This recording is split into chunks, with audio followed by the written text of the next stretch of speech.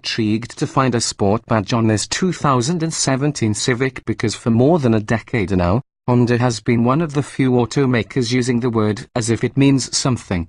The 05 Fit Sport brought marked improvement, and a rear anti-roll bar, to the Wii commuter, and today's Accord Sport, the best version of that 10 best cars winning sedan according to most CD staffers, keeps the torch burning.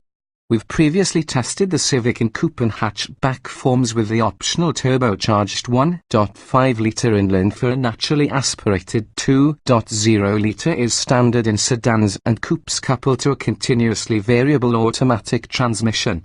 Anyone expecting the combination of CVT and turbo to be a netto punch to the gut of fun would be wrong. But Honda's winningest combination comes when you opt for a 6-speed manual transmission available in the Civic Hatchback Sport, in which the 180 horsepower turbo 1.5-litre is standard equipment. Sport trimmings for the hatch include bigger wheels 18 inches versus standard 16s and optional 17s elsewhere in the range, but also a healthy dollop of unnecessarily blacked out body parts, which are particularly unflattering with bright paint colors like the red of the car tested here. We prefer the Sport in darker hues, where the black accents seem subtler, although it must be said that there's nothing subtle about the design, whether or not our editors like the styling. We all agree there's lots of it. From behind the wheel, however, looks don't matter much. Little on the spec sheet has changed from our previous tests, which means Honda's chassis tuners paid careful attention to the details of bushing and damper tuning. The steering is light, both in terms of feel and feedback. This is common for the class, but where the Civic steering leaves others behind is in responsiveness. Even little center wobbles initiate directional changes, yet without feeling nervous, and with a feathery light wheel, chucking the diminutive front driver into corners is an absolute blast. And grip. How does 0.93 grams on the skid pad and a 160-foot stop from 70 miles per hour sound? That's the same stopping distance and just 0.01 grams shy of a BMW 340iX drive riding on Michelin Pilot Super Sport tires. Surely Civic modders will swap the all-season Continental Conti Pro contacts, size 2, 3, 5, 4 OR18, for summer rubber in search of a few more hundredths of a G. But be warned, changing the O-tire could have an undesired effect on overall balance and ride. This car isn't short on grip, so don't go mucking up something that's already good. Novtech? Unlike the old naturally aspirated Honda Mills, this turbocharged and direct-injected 1.5-litre inline lacks the multiple camp profiles that made Tech famous in the 90s. It does have variable camshaft phasing, today's industry norm, and it is a fun engine to rev, proving burly low in the rev range and eager to spin to its 6,500 revolutions per minute red line. It just isn't quite as much fun as an old Tech engine. Making just 180 horsepower and 177 lb-ft of torque, increases of 6 ponies and 10 lb-ft over the standard hatch's engine. Thank you, premium fuel, which Honda recommends for the Sport. The 1.5-litre is by no means a powerhouse. Then again, the class-leading Mazda 3 makes only 184 horses.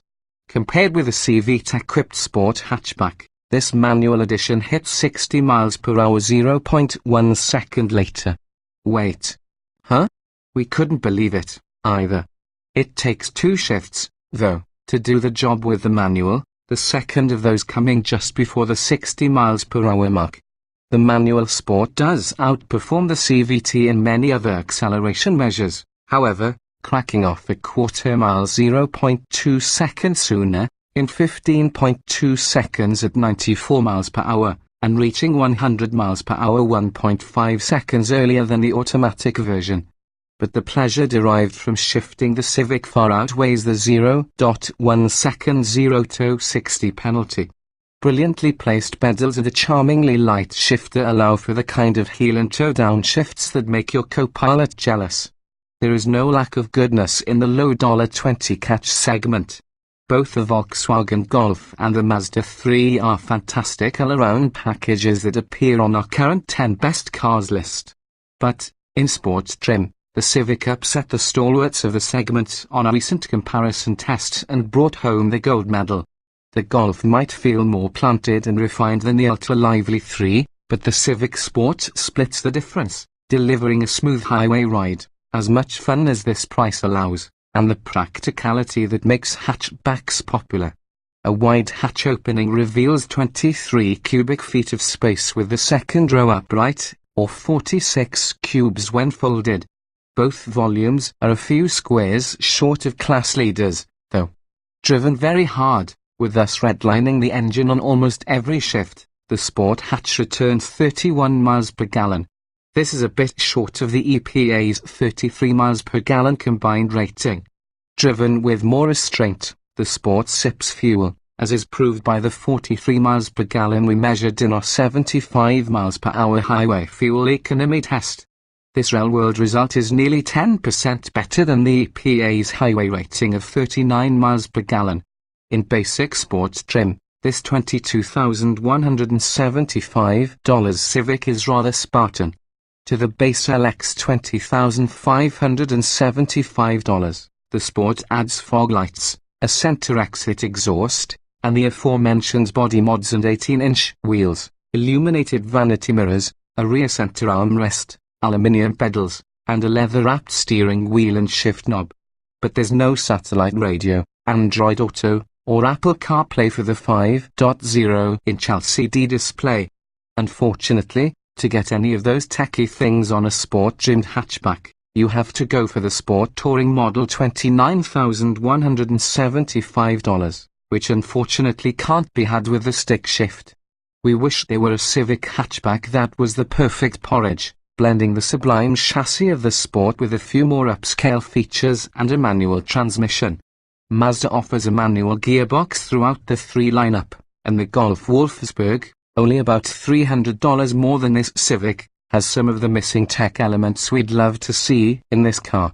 For now, the Sport hits the spot in this cutthroat segment, but it'll need more substance to fend off the competition in years to come.